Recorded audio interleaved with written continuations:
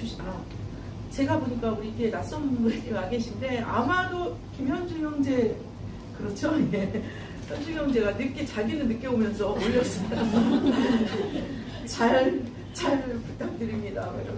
차 한 잔이라도 시원한 차 한 잔이라도 좀 드렸어야 되는데 예, 처음 오신 분이에요. 네, 오늘 우리에게 주신 하나님 말씀 누가복음 18장 말씀입니다. 누가복음 18장 18절부터 30절 교독하겠습니다.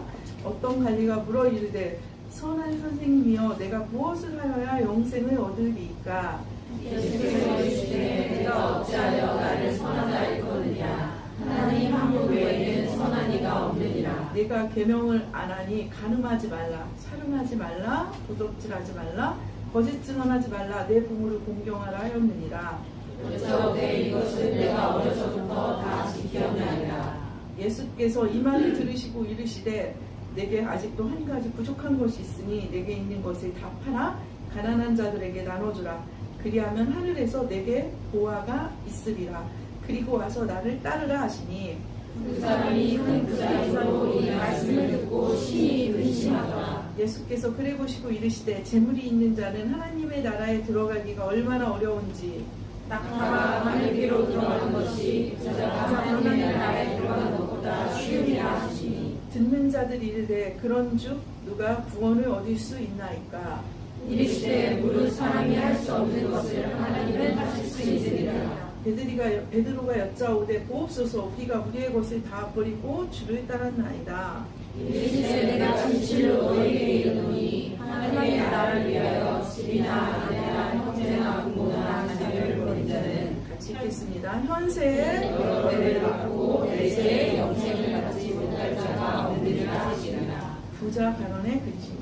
사람의 일생은 만남으로 시작해서 만남으로 종결이 됩니다. 어떤 사람을 만나면 우리를 병들게 하고 파괴적이고 굉장히 낙심케 됩니다. 어떤 사람은 한 번의 만남만으로 우리를 다른 차원으로 성장으로 이끌어갑니다. 성도님들 그 주변에 내가 만나고 있는 사람을 한번 생각해 보십시오. 네, 이것은 주기적으로 멈춰서서 생각해야 돼요. 나를 병들게 하는 만남이 있어요. 대표적으로 우리를 성장시키는 다른 차원으로 이끌어가는 만남, 그것은 하나님과의 만남이 그러합니다. 인류 역사 내내 셀 수 없는 사람들이 하나님을 만남으로 그들의 인생이 얼마나 놀랍게 변했는지 증언했습니다. 가로 세로 역사를 이렇게 통해서 오는 내내 하나님을 만나서 만났다는 고백이 우리 유명한 분들도 많죠. 우리 동시대적으로 저는 지난주에도 얘기했어요. 지난주에도 이 3층 아주머니가 하나님을 만나러 자기의 삶이 얼마나 긍정적으로 바뀌었는지. 하나님을 만난 후 그분이 나의 아버지 되시며 내 모든 삶에 동행하시고 마지막 아버지의 나라에 이르도록 이끄신다는 것을 믿게 되는 것은, 그것을 믿는 것은 인간의 최고의 축복입니다. 하나님께 뭘 받아서 최고의 축복이 아니라 이 자신의 본질을 깨닫게 되는 것이 최고의 축복이에요. 왜냐하면 자기가 누구고 어디서 와서 어디로 가는지 알아야 잘 살고 있기 때문입니다. 목적지를 모르면 아무리 빨리 가고 멀리 가도 방황일 뿐이에요. 그래서 이것을 말하는 것이, 그래서 인생의 방황을 하나님을 만나면 끝나요. 오늘 말씀은 예수님을 만난 한 관리에 관한 이야기입니다. 이 사람과 예수님의 대화가 마태복음에도 나오고 마가복음에도 나오고 누가복음 세 군데 동시에 나옵니다. 이 앞에 마태와 마가까지 참고해서 보면은 예수님을 찾아온 이 남자는 세 단어로 요약이 됩니다. 청년, 부자, 관원. 젊은 나이에 부자이기도 했던 이 사람은 관원이라는 존귀한 드문 타이틀을 얻습니다. 아마도 이렇게 추정하기에는 이스라엘 사내들인 공회원으로 추정이 돼요. 나이가 젊은 편인데도. 이스라엘은 우리나라 국회 같은 곳인데 총 71명으로 구성이 되어 있습니다. 그러니까 이런 사람을 부르는 말이 있어요. 청년인데 부자이기도 해요. 거기다가 높은 관직에 있어요. 뭐예요? 이런 사람 뭐라고 그러죠? 우리는? 팀장님. 드라마 속 팀장님, 그리고 사기캐. 이 간호는 집안은 당연히 좋아요. 유력한 집안이었을 거예요. 왜냐하면 이 시대가 젊은 나이에 부와 명예를 동시에 갖는 것은 이 시대는 집안의 도움이 없으면 안 됐어요. 저희는 가능하죠. 뭐 그렇죠? 인플루언서도 될 수 있고 뭐 이럴 수 있죠. 요즘은 이때는 안 됐다는 거죠. 사관왕이요. 지금껏 이런 사회적 종교적 상류층들이 예수님에 찾아와서 질문을 하는 것은 주로 예수님을 곤란하게 시험에 들게 하기 위해서였어요. 근데 이 사람은 약간 결이 달라요. 마가복음에는 더 구체적으로 어떻게 되냐면 이 사람이 달려나와 꿇어서 앉아가지고 예수께 물었다는 거예요. 이 다 가진 사람이 이러기 쉽지 않죠? 18절, 19절 한번 같이 읽어보겠습니다. 시작. 어떤 관리가 물어 이르되 선한 선생님이여 내가 무엇을 하여야 영생을 얻으리이까? 예수께서 이르시되 내가 어찌하여 나를 선하다 이끄느냐? 하나님 한 분 외에는 선한 이가 없느니라. 이 갈래 질문이 나쁘지 않은 것 같아요. 선한 선생님이요. 어떻게 하면 영생? 근데 예수님께서는 좀 까칠해요. 질문 자체를 수정하세요. 보통 사람이랬다면 이렇게 물었는데 왜 나한테 선하다고 하지? 이러면 이거는 보통 사람이 그러면 뭐냐면 말꼬리 잡기예요. 시작도 전에. 그런데 예수님께서 이러시는 거는 예수님께서 이미 예수님 레이더에 이 사람의 마음속에 어떤 지점을 알고 계신 거예요. 그러니까 이 사람과 영적 만남이 시작이 된 겁니다. 영적인 만남의 대표적인 증상은 드러남이에요. 드러남. 우리가 주님께로 나오면 우리가 당황하는 이유가 이 기도를 깊게 하고 주님을 깊이 만날수록 당황하는 이유가 뭐냐면 뭐가 자꾸 드러나요. 속에서. 그렇죠? 그게 좋은 거라고 말하지 않았습니다. 그렇죠? 예수님을 만나고 신앙생활 할수록 계속 나오는 고백이 이게 뭐지? 내가 이런 사람이었나? 뭐 이런 것들이 계속 나옵니다. 지금 이 사람도 그래요? 예수님을 향해서 선한 선생님이라고 부른 것은 어쩌면 이 사람이 율법적인 것들, 선한 것들을 추구하는 이 마음이 드러난 거일 수도 있어요. 누구를 하면 처음에 선한 선생님 이렇게 부른다는 것은 조금 특별한 거죠. 그리고 어떤 학자들은 이게 아부였을 수도 있다는 거예요. 이 사람이 어떤 굉장히 단정한 태도, 늘 칭찬하는 태도가 아부였을 수도 있다는 거죠. 어찌됐건 예수님은 사람의 칭찬에 목마르신 분이 아닙니다. 이렇게 얘기하면 우리는 일단 호감이 생기고 대화를 하죠. 근데 예수님이 딱 냉정하게 말씀을 하세요. 오히려 하나님 한 분에 선한 이가 없느니라. 19절 말씀으로 이 관리에게 어떤 선을 그어줘요. 이게 예수님은 선하지 않구나. 그래서 이렇게 얘기하면 이게 바로 눈에 떨어지는 거예요. 그렇죠? 하나님 한 분에 선한 분이 없다고. 예수님도 안 선할 때가 있구나. 그게 아니고 모든 찬양을 하나님께 돌리시는 태도이죠. 오직 선한 분은 하나님 한 분이라는 이 문장에 하나님께서 이 사람에게 오늘 하시고자 하는 주제가 이미 다 드러나 있어요. 선한 거로 어떻게 해보려고 하지 말아라. 사람이. 너의 속에 있는 것들을 보면 그런 말이 안 나올 것이다. 온전한 선함은 율법으로 완성되는 것이 아니다. 이런 의미 같기도 합니다. 자, 이제 이러고 있는데 젊은이는 곧 자기가 가장 자신있게 대답할 수 있는 질문을 듣습니다. 예수님 뭐라고 하시냐면 20절에 보면 이렇게 말씀하세요. 10계명 중 5계명부터 20절이요. 10계명 중 5계명부터 9계명을 말씀하십니다. 5계명부터 9계명을 쫙 나열해요. 이게 5계명부터 9계명이죠. 1초의 망설임도 없었던 것 같아요. 이 청년이 말합니다. 다 지켰습니다. 어렸을 때부터는 아마 이 성인을 잊었네 12살 정도를 말할 거예요. 유대인들이 다 지켰습니다. 퍼펙트요. 자신 있죠, 이 정도면요. 그러니까 앞에 1계명부터 4계명은 하나님과 인간과의 관계, 5계명부터 10계명은 인간 사이의 관계예요. 부모님, 이웃. 이 뒤에 거를 지켰다는 건 이 앞에 거는 물어볼 필요도 없는 거예요. 다 했다라는 거예요. 하나님께. 이 젊은이는 지금 이렇게 묻는 중입니다. 이걸 다 했는데도 뭔가 더 필요한 것 같습니다. 그 뭔가를 알려주십시오. 여러분, 젊은 루터의 질문이 생각나요. 루터가 그랬죠. 루터가 천주교 사제이지만 뭔가 다 해요. 막 회개도 맨날 해. 고해 신부가 그만오라고 할 정도로. 무릎으로 막 기어가는 보행도 했어요. 근데 뭔가 부족해요. 이걸 못 찾은 거예요. 그러다가 그는 탑의 경험을 했죠. 오직 의인은 믿음으로 말미암아서. 행위가 아니라 하나님을 의롭게 되는구나. 내 회개나 보행이 아니라. 지금 이 사람이 이걸 못 찾은 거예요. 이걸 찾아 헤매는 사람들이 꽤 있어요. 이들은 이 대답을 만나면 안식을 찾습니다. 이 젊은이는 예수님에 대한 사회적인 여론을 알고 있었을 것입니다. 민중들은 예수님을 압도적 지지했어요. 그런데 이스라엘 지도층들은 그렇지 않았습니다. 그들은 한 발 물러서서 예수를 관찰 중이에요. 의심과 회의, 질투와 미움. 자기들에게 향하던 민중들의 관심이 예수께로 나눠졌어요. 이 사람이 예수님 앞에 꿇어앉은 것만으로도 사회적 스캔들이 될 수 있습니다. 이 사람 용기 냈어요.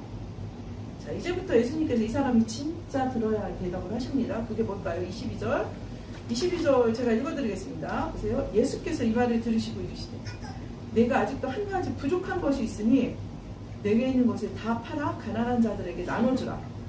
그리하면 하늘에서 내게 보화가 있으리라. 그리고 와서 나를 따르라 하시니 그 사람이 큰 부자이므로 이 말씀을 듣고 심히 근심하더라. 마가복음에는 이 21절 앞부분에 뭐라고 하냐면 예수께서 이 청년을 보시고 그를 사랑하사 라는 구절이 추가되어 있어요. 그러니까 이거 긍휼히 여기시는 거예요. 이 사람이 긍휼히 여기셔서 이렇게 아니 긍휼히 여기셨고 사랑했으면 좋은 얘기 좀 해주시죠. 그렇죠? 그렇다고 해서 좋은 얘기 뒤에 좋은 얘기만 할 수 없습니다. 예수님의 금쪽 처방 오늘 뭐예요? 누가 들어도 충격이에요.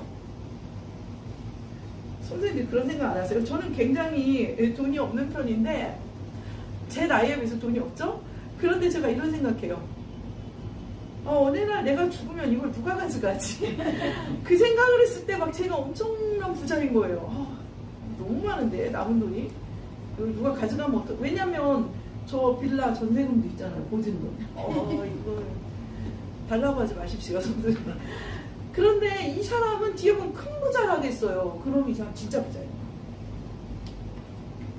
예수님의 유혹은 마치 영생을 돈으로 사야 될 것처럼 들리기도 합니다. 사이비들이 이걸 이용하죠. 다 팔아라. 다 팔아가지고 바쳐라. 근데 이상한 차이를 보세요. 예수님 뭐라 했어요? 가난한 자들에게 나눠주라. 여기서 이 사람은 한 가지 깨달아야 돼요. 이 당시는 만약에 이스라엘의 율법 시스템이 제대로 갖춰졌다면 큰 부자가 될 수 없어요. 해년이 있고 안식년이 있잖아요. 그때 돌아가야 돼요. 무슨 말인지 아시겠죠? 근데 항상 그 지배계층은 뭐 하냐면 법을 우리나라도 그렇죠? 가진 자들은 법을 편법으로 이용하는 방법을 알고 있어요. 법꾸라지라고 하죠. 그러니까 정말 성경의 율법대로 해년과 안식년이 잘 지켜졌다면 큰 부자가 나올 수가 없어요. 땅이 다시 돌아가요. 서식 9년마다 돌아가야 되고 7년마다 돌아가야 돼요. 근데 그걸 교묘하게 어떻게든지 표현한 방법. 그러니까 너가 가진 게 그렇게 정당하진 않다라는 거예요. 그런 의미도 해석해보면 있을 수 있다. 어쨌든 그 이제 깊이 들어가는 해석이고요. 이것이 내가 다 팔아서 그렇다면 이 사람이 과하게 누리는 이 부는 누구의 것이에요? 이 민중에게 돌아가 어느 정도 다는 아니더래. 그 중에서 공산주의가 아니에요. 공산주의를 말하는 것은 아닙니다. 그래도 어느 정도 몫이 있다는 거예요. 가난한 자들. 이게 네가 부족한 한 가지다. 저는 이 설교 준비하면서 이런 생각이 들었어요. 제가 자꾸 억울한 생각이 들었어요. 뭐냐면 저도 모르게 이 사람의 편을 들어주고 싶은 생각이 계속 일어났어요. 아니 예수님 죄인도 창녀도 세리도 밑바닥 사람들도 회개하면 조건 없이 오케이 용서하고 용납하는 분인데 아니 이 사람은 겸손까지 갖췄어요. 다 가졌는데 얼굴에 너무 빡빡하시다. 그렇지 않습니까? 다른 사람들은 무슨 자기 죄를 고백하기 전에 너 용서받았다 이렇게 하시는 분이 이 사람한테 왜 이러냐. 잘 생각해보세요. 제가 설교를 써놓고 산책하다 깨달았어요. 왜 이렇게 내가 이 사람 편에 두고 싶구나. 뭐냐면 우리는 이런 사람에게 너그러워요. 이렇게 보여지는 게 좋은 사람한테 너그러워요. 그렇습니까? 안 그렇습니까? 교회 안에서도 그래요. 그러니까 도덕적이고 윤리적으로 보이는 사람, 사회적으로 교양 있어 보이고 나이스한 사람에 대해서 우리가 거룩하다고 속을 때가 많습니다. 이 사람은 분명히 자선도 잘했을 거예요. 왜냐하면 유대인 상류층들은 노블리스 오블리스가 그냥 율법에 박혀 있었어요. 그러니까 나름 잘했을 거예요. 이 사람 인색하지 않았을 거예요. 그런데 성도 이제 보십시오. 거룩한 사람은, 하나님 앞에서 거룩한 사람은 윤리적이고 도덕적인 게 당연하지만 그 반대로 윤리적이고 도덕적인 사람이 거룩한 사람은 아니에요. 속으시면 안 돼요.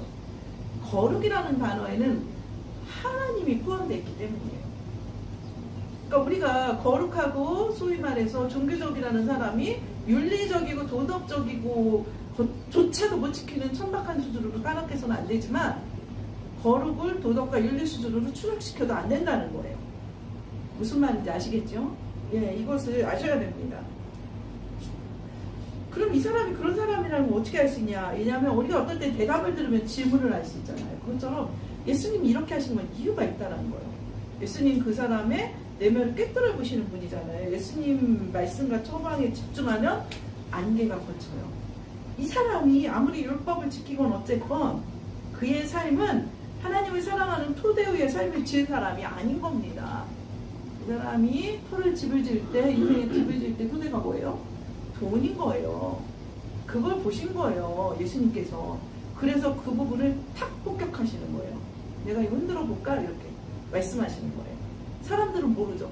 돈 위에 지었지만 신앙 위에 지은 것하고 비슷해요. 윤리적이고 도덕적이고 나눔도 합니다. 이런 사람은 세속적인 사람이라고 합니다. 네, 굉장히 신앙의 모습을 하고 있지만 세속적일 수 있어요. 자기가 가진 부유와 위에 자기 삶이 쌓은 것입니다. 예수님께서 이 사람을 어여삐 여기시기, 그러니까 긍휼히 여기시긴 했지만 여기까지 오느라고 수고했다. 그의 근사한 포장지에 속지 않으십니다. 진짜 의사는 환자를 안타깝게만 여기면 안 돼요. 성도님들 죽을 병에 걸리면 동감자라 해주는 의사한테 가겠어요? 쌍욕하지만 고쳐줄 사람한테 가겠어요? 그러시죠? 예, 그렇죠? 예, 그렇습니다. 교회 와서 계속 좋은 얘기, 위로만 받으려면 그 삶에 계속 살게 해요. 그렇죠? 안 돼, 이렇게. 안 돼 하면 교회를 떠나는 분들이 꽤 있어요. 그렇습니까? 안 그렇습니까? 저도 그럴 때가 있어요. 싫어요. 그런 얘기. 근데 그런 얘기 해주시는 사람 옆에 있어야 돼요. 주로. 그렇죠? 근데 제가 늘 그러죠. 내가 어울리는 부류의 사람을 봐라. 내가 곤란할 때 누구를 찾아가나 봐라. 내 인생이 답답할 때 얘기하는 사람. 그 사람 수준이 내 수준이에요. 예, 그 사람한테 무엇을 얻기를 원하나. 예, 예수님께서는 안타깝게 여기시지만 썩은 부분을 탁 꽂아주십니다. 예수님의 뜻밖의 요구에 이 사람의 근심이 한이 없습니다. 지금껏 그는 하나님을 사랑하기 때문에 자기가 그 율법을 다 지켰다고 스스로 믿었을 것입니다. 그러니까 여기 나온 것도 있어요. 우리가 가장 많이 속이는 사람은 자기 자신이에요. 자기 자신을 가장 많이 속여요. 그러나 자신의 삶의 교양과 율법에 대한 철저함이 자신이 가진 물질에 나오고 있음을 직면하는 순간이에요. 아, 내 신앙이 내 물질에서 나왔구나. 자비가 탄수화물에서 나온 것과 비슷하다. 그렇죠? 그날 성격이 좋았던 건 잘 먹어서 그랬구나. 이런 겁니다. 이 사람은 하나님을 섬기기는 하지만 자기가 정한 선을 넘어가기 싫어합니다. 딱 그만큼 안에서 하나님만 허용합니다. 둘 중 하나를 선택하는 순간이 되면 그 사람이 무엇을 따라 사는 사람인지 드러납니다. 그는 결국 근심 중 예수님을 떠납니다. 이 젊은이의 근심이 바로 우리의 근심입니다. 예배 중 기도할 때 말씀으로 주님의 뜻이 우리에게 도착할 때가 있어요. 갈등이 시작됩니다.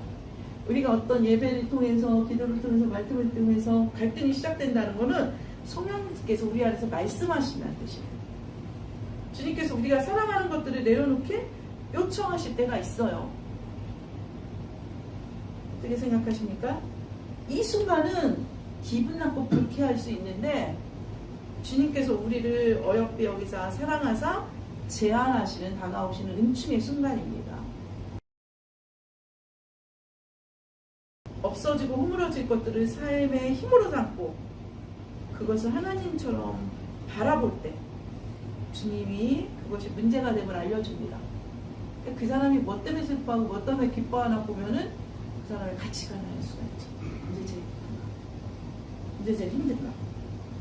그것을 놓아버리라고 말씀하십니다. 요동치는 것들, 우리를 물에도 던지고 불에도 던지는 것들을 내려놓고 온전히 견고하고 변함없는 것들. 잘 들어보세요. 우리는 그렇게 되고 싶지만 그렇게 하기는 또 싫습니다. 그렇습니까? 안 그렇습니까? 성도님들? 그쵸? 그렇게 되고는 싶지만 그렇게 하기는 또 싫습니다. C.S. 루이스가 말했던 것처럼 너무 많은 성도들이 죄인의 쾌락과 성인의 기쁨을 같이 갖고 싶어요.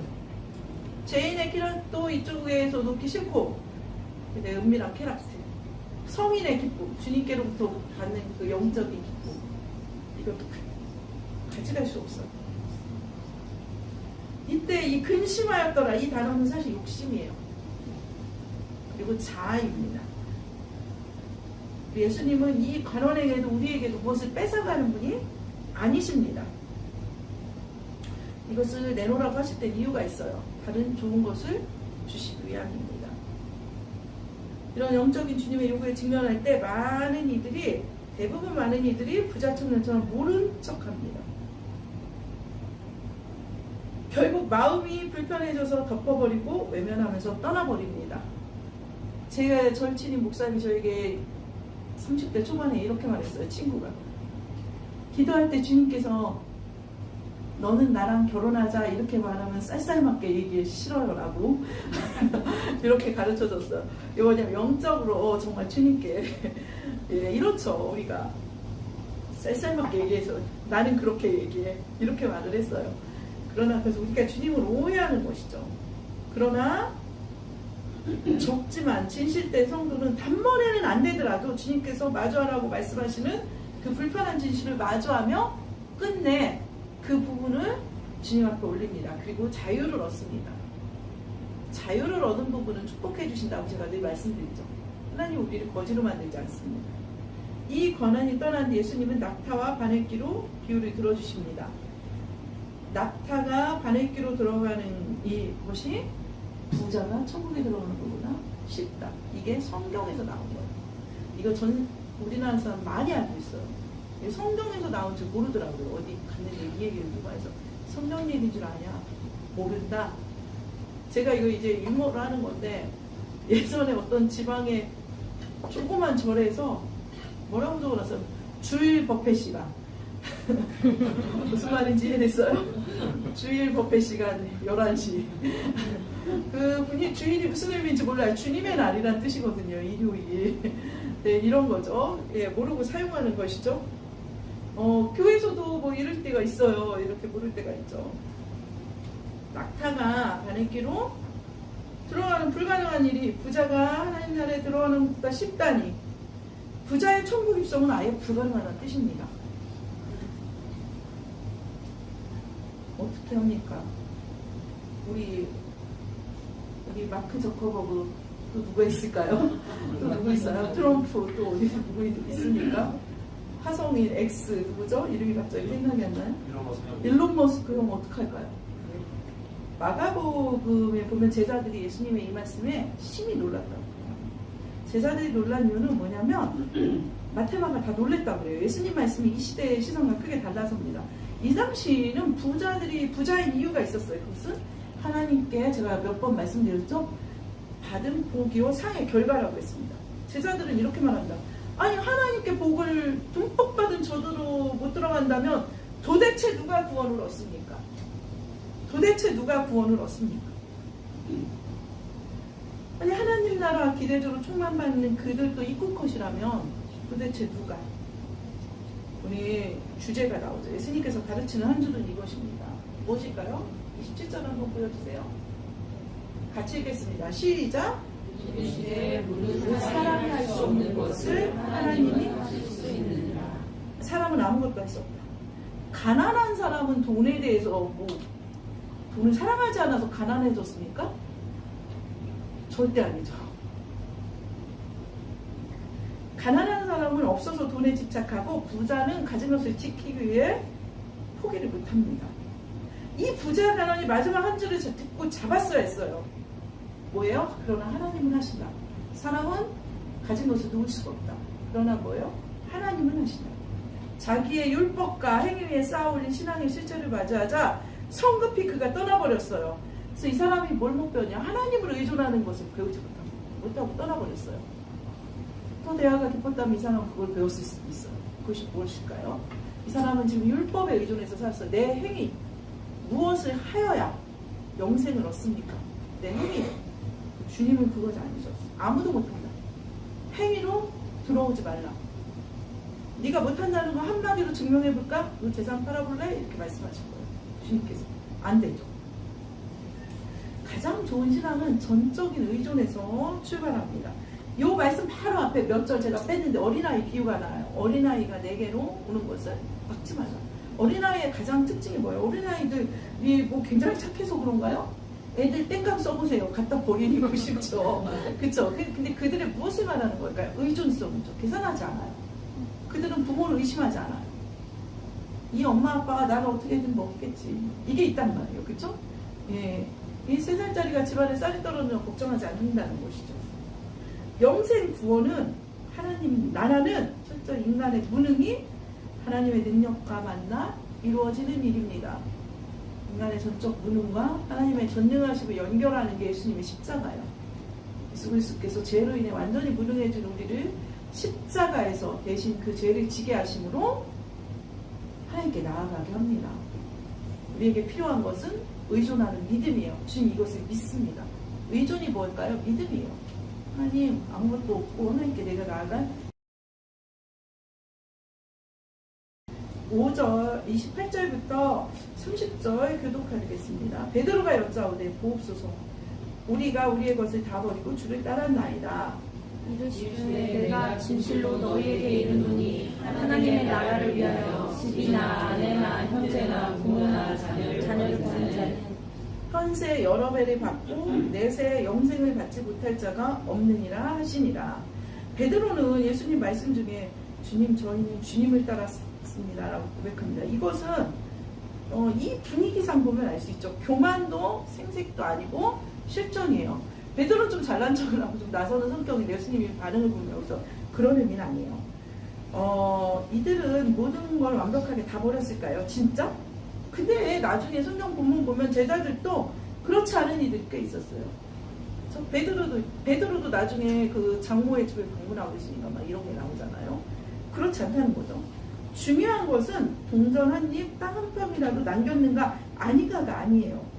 오늘 말씀을 듣고 통장 잔고가 제로이고 주식이 뭐 물려서 마이너스가 되고 이래야 구원을 받을 수 있다 이렇게 해석하면 굉장히 이상해집니다. 예수님 주변에 부자들이 많았어요. 우리 모두는 각자 다르게 부르시는 부르심에 온전한 마음으로 응답해야 하는 것입니다. 주님의 부르심을 가장 중요하고 무겁게 여기는가에 대해서 생각하라는 뜻입니다.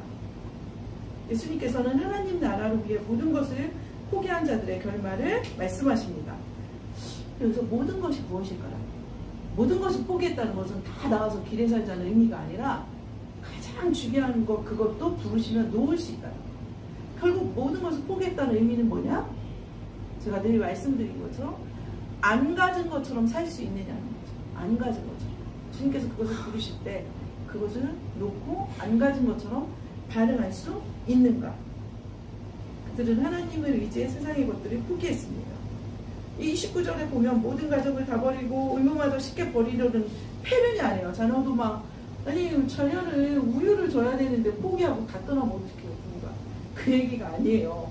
이 관계 안에서 누릴 수 있는 것들 자녀에게 받을 수 있는 봉양도 포기하고 아내를 얻는 일도 막 필요하다면 이 포기할 수 있는 이런 그런 포기에 가까운 거예요. 그럼 미래적인 포기에 가깝죠. 이런 성도들이 현세에 우리가 받는 여러 배를 받는 것이 무엇인지 구체적으로 적혀 있지 않습니다. 미래에 갖는 것이 무엇인지 모릅니다.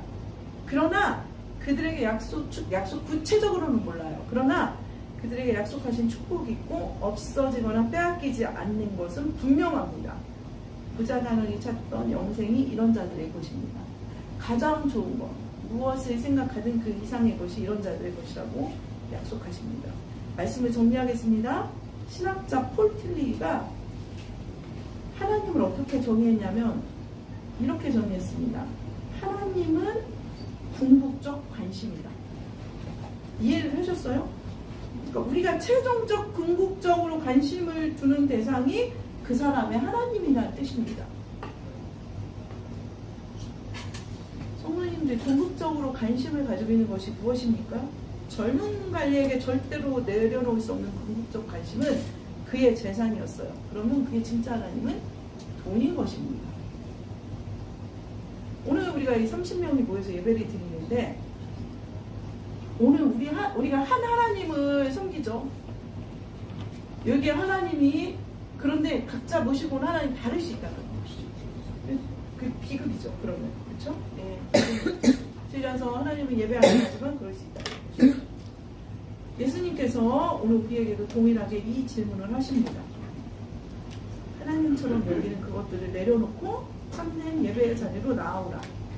흔들리는 것들에 집을 쌓아보면 진도가 높아지는 지진이 올 때마다 붕괴됩니다. 주님께서 무엇을 뺏어가기 위함이 아니라 흔들리지 않는 반석 위에 우리 인생을 세워주시기 위함입니다. 사람은 이 일을 아무도 할 수 없습니다. 성도님들 이 이야기 듣고 근심하지 마십시오. 근심 대신 의존을 부탁드립니다. 하나님, 저는 제가 가진 작은 것도 포기할 수 없습니다. 몸이 불편한 조그만 것도 포기하지 못해서 예배 나오는 것도 그렇죠? 더울 때 추울 때 힘들 수 있어요. 이것조차 포기하는 못하는 인간이 무슨 뭘 포기하겠어요? 우리는 못해요. 그러나 하나님은 하십니다. 주님 도우십시오. 도우십시오. 우리 주님을 향하여 이렇게 찬양하며 기도하며 나아가기 원합니다.